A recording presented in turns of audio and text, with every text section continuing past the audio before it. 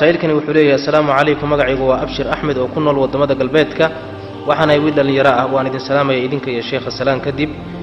sheekha waxaan weydiinayay su-aashan waan jim gareeyaa jimka waa jirdhiska waa jim gareeyaa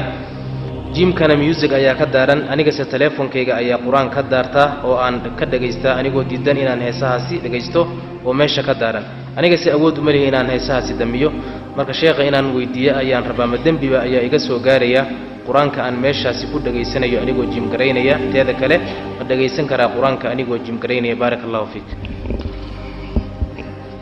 qur-aanka waxaa kala gedisan muusiga inaadan dhagaysan iyo meeshuu ka daaran yahay inaad tagto meeshuu ka daaran yahay inaad tagtood joogtaaba khaladaba allah qur-aan kariimka wuxuu ku yidhi markuu cibaaduraxmaan sifaynayay waaladiina laa yashhaduuna azuur ya baatilka iyo zuurka iyo xumaanta meesha lagu hayo ma tagaan aayaddii kalena waa kii rabbi yidhi tabaaraka wa tacaala waqad nazla calaykum fi lkitaabi an idaa samictum aayaati illahi yukfaru biha wayustahza'u biha falaa taqcuduu macahum xataa yaquuduu fii xadiidin hayri meesha fadhiisigeediiyo joogiddeedaaba qalad sidaas daraaddeed haddaad jiimgaraynayso ama jidhka dhisanayso meel kale raadso haddaad qur'aanka dhagaha gashato oo aad isagii iska xidho muusigii iyo wixii daarnaa iyadan ishkaalkay leedahay waxay tahay meesha joogiddeedina waa khalad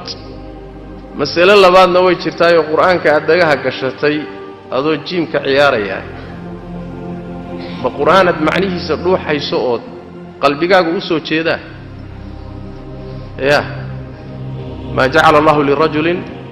min qalbayni fii jawfihi qalbigaagu laba qalbi ma lihid qalbigaaguna wuxuu ku mashquulsan yahay hawshan aad ku jirto soo maa hadduu qalbigaagu ku mashquulsan yahay qalbi kaleoo qur-aanka kuu dhagaysta ma haysid marka qur-aankii waa iska daaran yahay dhagahana waa isaga kaa jira waadna iska boodboodaysaa ya sax maaha qur-aanka maxaa la yidhi waidaa quri'a alqur'aanu fastamicuu lahu waansituu dhagaystaa la yidhi ma dhagaysta keliya maya u dhag raariciya soo ma allah tabaaraka wa tacaala qolow wuxuu ku eedeeyey qur'aanka waxay dhegaysanayaan ayagoo qalbigoodu ka mashquulsan yahay soo ma ahayn maa ya'tiihim min dikrin min rabbihim muxdathin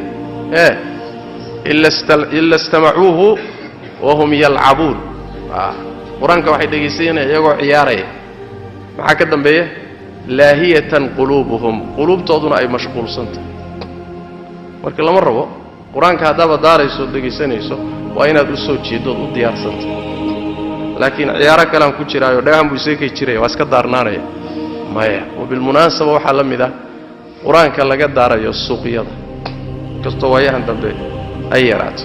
haddana suuqyadan qur-aanka laga daarayo sax maaha leanna waxa wey yaa u diyaarsan oo dhegaysanaya laqwi iyo buuq iyo qaylo iyo qajajac iyo kuwo kaloo waxaa lagu garab daarhayaa sawaaxili qayli haye iyo soomaali qayli haye xayaysiin iyo qajajac